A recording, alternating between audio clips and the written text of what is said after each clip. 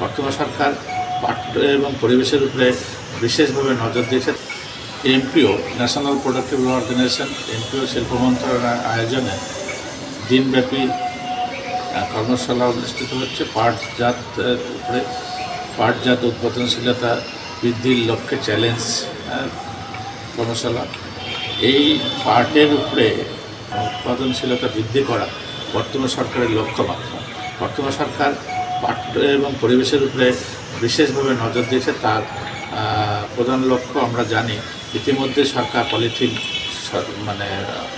বাতিল ঘোষণা করেছে এবং পাটের উৎপাদন, পাটজাত দ্রব্যের উৎপাদন, পাটের ব্যাগ, পাটের পলিথিন, পাটের কাপড়, পাটের জিনিস, এই লক্ষ্য নিয়েই কাজ করছে। আজকের এই উৎপাদনশীলতা বৃদ্ধি ঢাকা থেকে আগত শিল্প মন্ত্রণালয়ের কর্মকর্তারা উপস্থিত আছেন।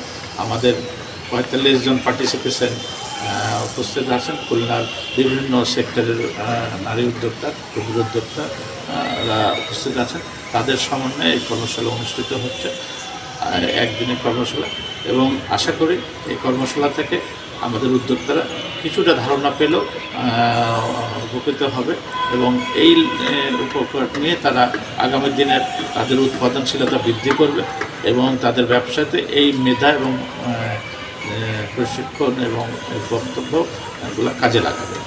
এই উদ্দেশ্যে আজকে আমাদের এখানে উপস্থিত এবং আমি চাই এই আজকের এই কর্মশালা সাকসেসফুল হোক। এটা খুলনাবাসীর একটা প্রত্যাশা ছিল। সরকারকে এবং এমপিওকে আমি ধন্যবাদ জানাই এই মহৎ উদ্যোগ নেওয়ার জন্য। আগামীতে হয়তো আমরা আরও চেষ্টা করব। নাসিবের তরফ থেকেও আমি নাসিবের খুলনা মহানগরের সভাপতি হিসাবে এখানে সভাপতিত্ব করছি এবং নাসিবের উদ্যোগে আমরা বিভিন্ন কর্মশালা করে থাকি, বিভিন্ন প্রশিক্ষণের কাজ করে থাকি। এই ধরনের প্রশিক্ষণ আগামীতে উৎপাদনশীলতা হতে পেলে আমরা আরও উপকৃত হব ইনশাআল্লাহ।